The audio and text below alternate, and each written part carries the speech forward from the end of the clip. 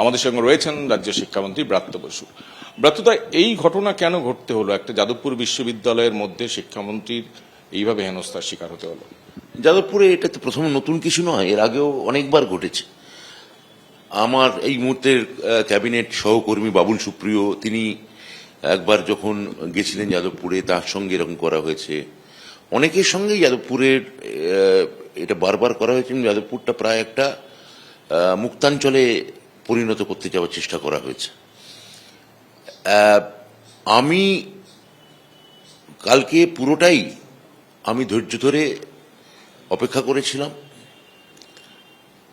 এবং আমি চেয়েছিলাম যে ওরা ডেপুটেশনটা জমা দিই, যেটা আমি আপনার সঙ্গে প্রারম্ভিক সাংবাদিক বৈঠক আমি বললাম, কিন্তু ওরা সেটা দিতে রাজি হলো না। এরা, আমি চিনি না ওদের, প্রায় 30-40 জনের একটা গ্যাং ছিল, 40-50 জনের মতো। ওরা বলছিল সবার সঙ্গে বসে একসঙ্গে ডেপুটেশন নিতে হবে। এসএফআই দিয়েছিল, আমি নিয়েছিলাম। এসএফআই প্রথমে দিতে চাইনি। আমি যখন বললাম এসে ডেপুটেশন দিতে পারেন, আমি শুনবো, আমি প্রতিটি সংগঠনের সঙ্গে আলাদা করে দরকার হলে যদি কথা বলতে হয় কথা বলবো। কিন্তু ওখানে ওই 4-5টা সংগঠন নাকি ছিল আলট্রা লেফট, তারা বলছে আমাদের সবার সঙ্গে একসঙ্গে বসে ডেপুটেশন নিতে হবে।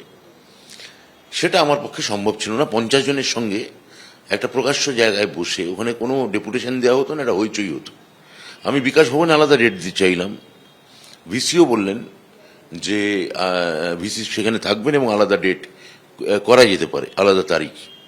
কিন্তু ওরা ওই মুহূর্তে ওরা কোনো ডেপুটেশন অবস্থা দেওয়া ছিল না।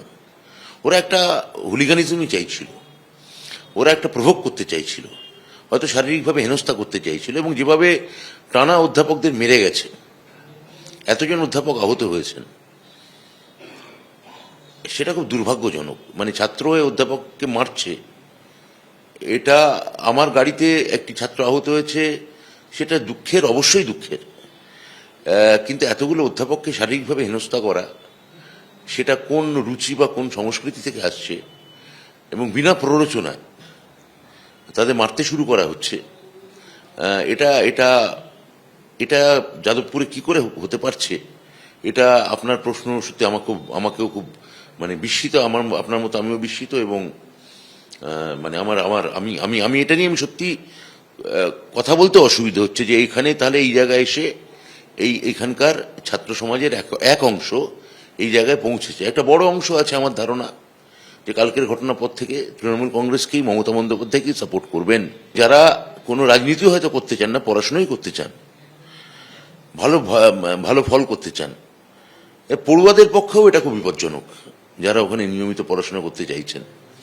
এর আগে বাবুল সুপ্রিয়, অনেক বিরোধী দল, হোস্টেলে র্যাগিংয়ের ঘটনা, ছাত্র মৃত্যু, র্যাগিং, এই যে টানা, এবং কালকে শেষ গতকালের আমাদের অধ্যাপকদের উপর এইরকম হেনস্থা, এটা বর্বরচিত, এইটুকু বলতে পারি। কিন্তু ধরুন, ওদের দাবি পূরণের পদ্ধতি হয়তো ভুল, কিন্তু ওদের দাবি তো অন্যায্য নয়। আপনার দলনেত্রী এখনো পর্যন্ত ভোট ঘোষণার প্রায় 1 বছর আগে থেকে ভোটার লিস্ট নিয়ে কার্যত দামামা দিয়েছেন ভোটের, কিন্তু আপনার ছাত্র সংসদ নির্বাচন রাজ্যের 8 বছর ধরে, 9 বছর ধরে বন্ধ হয়ে আছে। দেখুন, আমি তখন শিক্ষা দপ্তরের দায়িত্বে ছিলাম, মুখ্যমন্ত্রী আমায় নির্বাচন করতে বলেছিলেন এবং আমি নির্বাচন করেছিলাম। আমি এখনো নির্বাচন করতে চাইছি। আমার মুখ্যমন্ত্রী বলেছেন 28 আগস্টের সভা থেকে, আমাদের নেতা অভিষেক বন্দ্যোপাধ্যায় বলেছেন এই নির্বাচন হওয়ার কথা। ওরা, মুখ্যমন্ত্রী, দলনেত্রী যেখানে বলছেন যে আমি সময় বুঝে ঠিক জানাবো, আর 28 আগস্ট মানে সেপ্টেম্বর মাসের পর অক্টোবর মাসে পুজো চলে এলো, পুজোর পরে উপনির্বাচন হলো, ফেস্টিভ সিজন শুরু হলো, মাধ্যমিক পরীক্ষা শেষ হলো, উচ্চ মাধ্যমিক পরীক্ষা শুরু হচ্ছে। এই এতগুলো ঘটনার পর মার্চ মাসে বা এপ্রিল মাসে আমরা একটা নির্বাচনের ডেট আমরা জানাতেই পারতাম। আর আপনি এটা আমাকে বলুন, যারা নির্বাচন নিয়ে সংসদীয় ব্যবস্থা, আমি এসএফআই আমার ডেপুটেশন দিয়েছি, আমি বুঝতে পারছি, তৃণমূল ছাত্র পরিষদ আমার ডেপুটেশন দিয়েছে, বুঝতে পারছি। ওরাও তো ছাত্র আমাদের, এসএফআই ছাত্র, মানে তো আমি তাকে বিরোধী বলে মনে করি না, সে আমার ছাত্র। তো ওরাও তো আমাদের ছাত্র, এবং ওরা রাজনৈতিকভাবে বিশ্বাস করে যে নির্বাচন বা সংসদীয় ব্যবস্থাটি শুয়োরের কুয়ার। তা নির্বাচন নিয়ে ওদের এতই যখন বক্তব্য, আমি যখন আলাদা বিকাশ ভবনে তারিখ দিতে চাইলাম, যে একটা ট্রাইপার্টাইট মিটিং, উপাচার্য আমার সামনে বললেন যে আমি মন্ত্রীকে বলছি আমরা একসঙ্গে একটা আলাদা মিটিং করব, সেটা ওরা রাজি হচ্ছেন না। তখন আমি যখন বললাম যে এখানে ডেপুটেশন দিন, সেটা তো ওরা রাজি হলেন না। তাহলে নির্বাচনের তারিখ জানতে চাওয়া এটা উদ্দেশ্য ছিল, না গোলমাল পাকাতে চাওয়া? একটা যে যাদবপুর যে আমরা সন্ত্রাস করব এবং কেউ বুড়ো আঙুল দেখিয়ে করব না, কেউ টুস্কি মেরে করব, কেউ কিছু আটকাতে পারবে না, এই বার্তা দেওয়াটা লক্ষ্য ছিল। আপনি বলছেন মার্চ এপ্রিলেই ঘোষণাটা হতে পারে ছাত্র সেটা আমি মার্চে হবে না এপ্রিল হবে আমি এই মুহূর্তে বলতে পারবো না। বিশেষত কালকের ঘটনার পর আমি মুখ্যমন্ত্রীর সঙ্গে আরেকবার কথা বলবো, এইটুকু বলতে পারি আপনাকে। ধরুন সিপিএম বা এসএফআই তারা একাধিক দাবি সামনে আনছেন আপনার বিরুদ্ধে। প্রধানমন্ত্রী সুজন চক্রবর্তী তো আপনার গ্রেপ্তারির দাবি করছেন। এইটুকু সহনশীলতা কেন দেখাতে পারলেন না কালকে, যেখানে গাড়িতে চাপা পড়তে হতো না ওই একজন ছাত্রকে, বা তাকে চিকিৎসার অধীন থাকতে হতো না? হ্যাঁ, ঠিকই, এটা আমি মানছি যে আমি প্রথম কথা হচ্ছে যে প্রায় 3 ঘন্টা আমি অপেক্ষা করেছি, কিন্তু ওরা তো ওরা ঘেরাও করে রাখতে চাইছিলেন। ঘেরাও হতে অসুবিধে ছিল না, কিন্তু ওরা বলছেন যে ওখানে বসে ডেপুটেশন নিতে হবে। এখন কথা হচ্ছে যে এইটা পাশাপাশি ওরা কি এটা বলছেন যে এতগুলো অধ্যাপক মার খেলেন, সেটা বুঝি খুব ভালো লাগছে। তৃণমূলপন্থী অধ্যাপক, তাদের মারা যেতেই পারে না, শাসক মন্ত্রী, তৃণমূলের মন্ত্রী, অতএব গাড়ি ভাঙচুর হতে পারে, তার সিকিউরিটিকে ধরে পেটানো হতে পারে। এতগুলো অধ্যাপক নিগ্রহ হওয়ার পরে ওই বাড়িটা ভেঙে চৌচির করে দেওয়া যেতে পারে। শুধু আমার গাড়ি না, একাধিক গাড়ি কালকে মেরে ভেঙে দেওয়া হয়েছে। তৃণমূলের কর্মী সংগঠন, তাদের পার্টি অফিস পোড়ানোই যেতে পারে। এইগুলো যারা সিপিএমের যদি কেউ বলে থাকেন, তো এটা আমি খালি বলবো তাদের সঙ্গে হলে কি বলতেন তারা, কারণ যে যারা করেছে তারা তো সিপিএমের ছাত্র সংগঠন না, অন্য ছাত্র সংগঠন। তো তাদের সঙ্গে হলে কি হতো, এবং তাদের গত সপ্তাহেও তারা যাদবপুর বিশ্ববিদ্যালয়ে পোস্টার দিয়েছে সেই ছাত্র সংগঠন যে এসএফআই এর অবস্থা জঙ্গলমহলের মতো করে দেবো। তা তাদের সঙ্গে যদি এরকম হতো তারা কি বলতেন তখন ভেবে দেখা। তো ওদের কথায় আমি খুব একটা গুরুত্ব দিচ্ছি না। আপনি কথাটা তুললেন, আমি কথা বললাম। যে ছাত্রটি জখম হয়েছে আপনার গাড়িতে ধাক্কা লেগে? না, সেটা তো আমি বলেইছি একটু আগে আপনাকে, আমার খারাপ লেগেছে। আমার ড্রাইভারটি, দেখুন আমার গাড়ি আমি তো মারিনি, ড্রাইভারটি ভয় পেয়ে গেছিল, কম বয়সী ছেলে। ওকে যখন গাড়ি এদিক থেকে ঘুষি মারছে ওদিক থেকে ঘুষি মারছে, কাঁচ ওর সামনের কাঁচটা এখন ভেঙে গায়ে পড়েছে, ওরও গায়ে পড়েছে, একই সঙ্গে ওই কাঁচ ভেঙে আমার গায়েও পড়েছে। তো আমাদের আহত হওয়াটা ঠিক আছে, সেটা আমি বলছি না কিছু, কিন্তু ছাত্রের আহত হওয়াটা সেটাও কাম্য ছিল না। কিন্তু ওর ওর বাড়িতে শুনলাম তো বিশ্ববিদ্যালয়ে পড়ান, মানে আমাদের সহকর্মী। আমি আমি কিছু একটা করবো, সেটা এখন আপনাকে আমি বলবো না। মানে আমি কথা বলতে পারি কিনা সেটা আমি দেখছি।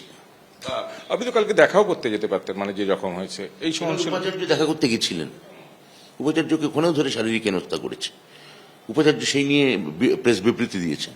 হাসপাতালে উনি ছাত্র দেখতে গেছেন, আহত ছাত্রকে ভর্তি, সেখানে ধরেও তাকে মারধর করেছে। এইটা কি উপাচার্য গায়ে হাত দিচ্ছে? মানে আমরা উপাচার্য, তৃণমূলপন্থী অধ্যাপক, জনপ্রতিনিধি, মমতা বন্দ্যোপাধ্যায় ভোটের পর ভোট জিতে যাচ্ছেন, অতএব তোদের খানিকটা মার খাওয়াই উচিত। তোদের কেন রাস্তায় মার খাবি না? এইটা তাহলে ন্যারেটিভ হবে, সোশ্যাল ন্যারেটিভ। তো তৃণমূল এটা দেখছে। তৃণমূলও আমাদেরও রাজনৈতিকভাবে আমাদের কিন্তু দুর্বল ভাববেন না। তো কিন্তু আমি এটাও বলতে চাই যে আমি এটার লড়াই রাজনৈতিকভাবেই লড়তে চাই। এই গায়ে হাত দিয়ে ভীরুদের মতো অধ্যাপকদের ঘিরে ধরে মেরে, এটা কোনো রাজনীতি নয়। উপাচার্য বললেন বলে যেটা প্রসঙ্গে তুলি, যে কলকাতা বিশ্ববিদ্যালয়ের অন্তর্বর্তীকালীন উপাচার্য তিনি বলছেন যে তার অবস্থাও এরকম হয়েছিল, একবার তৃণমূল ছাত্র পরিষদ তাকে ঘেরাও করেছিল, কিন্তু এত হিংস্রতা কেন? মানে ওরা তো নিরস্ত্র ছিল ছাত্ররা, এরকম ভাবে তার গাড়ি চাপা দেওয়া। প্রথম কথা, কলকাতা বিশ্ববিদ্যালয়ে কোনো উপাচার্য আছেন বলে আমি জানি না। একজন জোর করে বসে আছেন রিটায়ার্ড হয়ে যাওয়ার পরেও।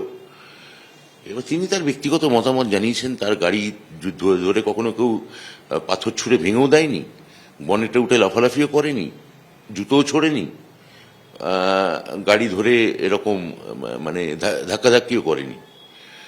উনি যদি ফুটেজ দেখাতে পারেন, ওই কেয়ারটেকার নাকি আপনি বললেন, ও সেটা তাহলে আমি বলবো সেটা খারাপ। আপনার দলের সহযোদ্ধা সাংসদ সৌগত রায় তিনি বলছেন যাদবপুর বিশ্ববিদ্যালয়ের উপাচার্যের ভূমিকা নিয়ে প্রশ্ন তুলছেন যে ওকে সরিয়ে দেওয়া উচিত, প্রয়োজন হলে সরিয়ে দেওয়া উচিত, কারণ তার ভূমিকা কি ছিল, তার উপস্থিতিতে এটা হচ্ছে। না, উপাচার্যকে আমি খালি এটুকুই বলবো যে আমি ডিপার্টমেন্ট থেকে আমি বলবো, রিপোর্ট দিতে বলবো যে কি হয়েছে আপনি পুরো জানান। পুলিশ কিছুতেই, উনি আমার ডাকতে বলেছিলেন, পুলিশ ডাকতে কিছুতেই রাজি হয়নি। উপাচার্য বলেছিলেন। হ্যাঁ, আগের দিনও বলেছিলেন, সেদিনও বলেছিলেন। কিন্তু আমি উপাচার্যকে জানতে চাই যে ইউনিভার্সিটি আপনার অভ্যন্তরীণ সুরক্ষা দল কোথায়, আপনার সিকিউরিটি এজেন্সি কোথায়, আপনার সিসিটিভি কোথায়, এবং আপনি ওই ইলেকশনের কনস্টিটিউশনটা আমাদের কাছে পাঠান।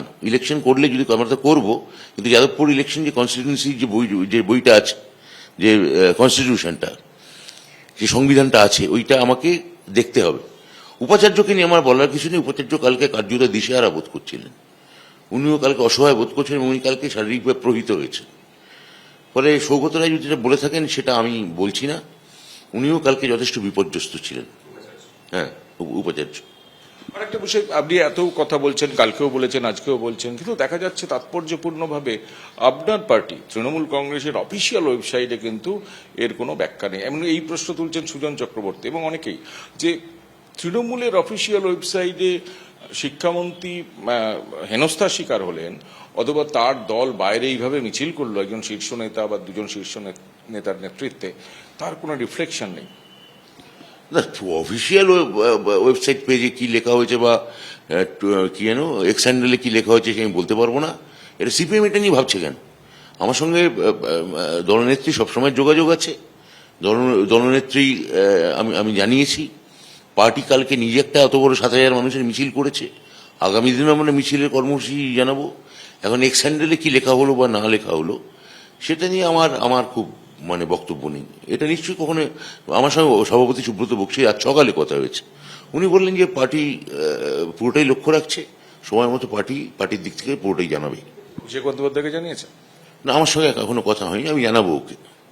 একটা হচ্ছে এসএফআই একটা চাঞ্চল্যকর অভিযোগ তুলছে যে আপনি যে গাড়িতে কাল বসেছিলেন বা আপনার সঙ্গে যে সমস্ত গাড়ি ছিল সেই গাড়ির ট্যাক্স দেওয়া বাকি, প্রথমত। দুই হচ্ছে তার পলিউশন ফেল। একটা বেআইনি গাড়ি রাজ্যের শিক্ষামন্ত্রী চড়ে বেড়াচ্ছেন এবং খুন করার চেষ্টা করছেন। আমি বলতে পারবো না। আমার কালকে যে গাড়িটি ছিল ট্রাভেল এজেন্টের থেকে নেওয়া গাড়ি। আমার যে রেগুলার সরকারি গাড়ি, এটা বিকাশ ভবন সরকারি গাড়ি বেশ কিছু ভাড়া নেয়। গাড়ি দেখুন, আমি আমার নিজের গাড়ি চড়ি না, সরকারি গাড়িই চড়ি। এখন সরকারি গাড়ি এটা এসছে, তার ট্যাক্স কি ফেল হয়েছে কি না হয়েছে, পলিউশন ক্লিয়ার আছে, এটা আমার রোজ কাগজপত্র মিলিয়ে দেখে চড়া আমার পক্ষে সম্ভব নয়। এই সম্ভব আছে বলে মনে করি না। যদি এরকম গোলযোগ থাকে, আমি যদি সত্যি অভিযোগ হয়, আমি আমাদের দপ্তরকে বলবো গাড়ি পাল্টে দিতে। আর একটা অভিযোগ আসছে যে আপনাদের অধ্যাপক সংগঠনের একটা সভা, সেখানে অনেক বহিরাগত ঢুকেছেন। স্পেসিফিক্যালি এসএফআই ছবি দেখিয়ে বলছে আপনাদের তৃণমূল ছাত্র পরিষদের কোনো নেতা সে ঢুকেছেন। এমনকি অর্ঘ্য নন্দী, তিনি মধ্যমগ্রামের গুন্ডা বলে তাকে চিহ্নিত করছে এসএফআই, যাকে রতিন ঘোষের সঙ্গে দেখা যায়, তাকে পর্যন্ত কালকে দেখা গেছে। এখন তিনি আমাদের সঙ্গে ঢুকেছেন না কাদের সঙ্গে ঢুকেছেন? অধ্যাপকদের প্রথম কথা হচ্ছে যে 3,500 অধ্যাপক ছিলেন, প্রত্যেকের রেজিস্ট্রেশন নম্বর আছে, তাদের কাছে কুপন দেওয়া হয়েছে, তাদেরই ব্যাজ দেওয়া হয়েছে, এবং সেটা রেজিস্টার করানো আছে। ফলে তার বাইরে যদি কেউ ঢুকে থাকে, সেটা কার সঙ্গে ঢুকেছে, আমাদের সঙ্গে ঢুকেছে না অন্য কারোর সঙ্গে ঢুকেছে, সেটাও তো খতিয়ে দেখতে হবে, তাই না? কালকে উচ্চ মাধ্যমিক শুরু হচ্ছে রাজ্যে, এবং দেখা যাচ্ছে কালকেই কলেজ এবং বিশ্ববিদ্যালয় জুড়ে ছাত্র ধর্মঘট ডেকেছে এসএফআই। এইটাকে কিভাবে ব্যাখ্যা করবেন? দায়িত্ব কেন? আমরাও তো কালকে ধর্মঘট ডাকতে পারতাম, মিছিল করতে পারতাম। আমি মুখ্যমন্ত্রীর সঙ্গে সকালে কথা বললাম, এবং তার সঙ্গে কথা বলে আমরা স্থির করেছি আমাদের যে পরীক্ষা চলাকালীন এই 7 লাখ প্রায় পরীক্ষার্থী, এদের কোনো বাচ্চা লাগে কিছু বেশি, 6 লাখ পরীক্ষার্থী, তাদের কোনো অসুবিধে হোক এটা আমরা চাই না। তারা যাতে নিশ্চিন্তে পরীক্ষা দিতে পারেন সে দেখার দায়িত্ব আমাদের। ফলে পরীক্ষা চলাকালীন আমরা কোনো মিছিল বা মিটিং আমরা করব না। আমরা পরীক্ষা হয়ে যাওয়ার পর বিকেলের দিকে ছোট মিছিল করতে পারি, বিভিন্ন অধ্যাপকরা করতে চাইছেন, সারা রাজ্য জুড়েই করতে চাইছেন,